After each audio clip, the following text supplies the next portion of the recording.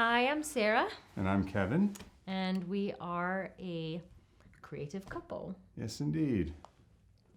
When we first met online back in 1999 in a Yes. chat room, our connection was music. Yes. That was our first creative tie together, I suppose. And when we were first married, we started to make music together. We did.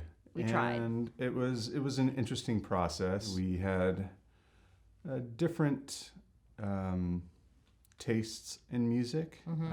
We had very different perspectives on what we valued in music and sort of how we wanted to create. And so for the first while, we didn't really gel as a creative couple. No, It was frustrating. it was incredibly frustrating. You know, I would bring my ideas to, our songwriting sessions, and I didn't like them, and I shot you down. she shot me down a lot. But over the years, we had babies pretty early. Yeah, we did. And we got married early. We did. We were married when Yeah. we were 21. Yeah. So there was a sort of something that happened when we had kids that actually did the opposite of what you might expect, which was it kind of kicked us into like, well, if we don't make music now together, we don't create now, we never will, because it will be this whole time of focusing on our children and then maybe later. And we just did not want to do that.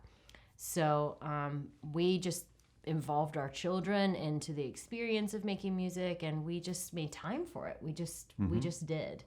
And it wasn't until quite a few years into our marriage that we started to really connect as musicians, and had also both been exploring visual arts together by ourselves in our separate fields. So me with photography, you with video work, and motion graphics and things like that. And it's really only in the past 5 or 6 years, we've been married almost 17 years. And I would say the past 6 years or so is when we've really found our stride with making music together, making art together, coming up with ideas on how we want to collaborate in the future. So it took us a long time.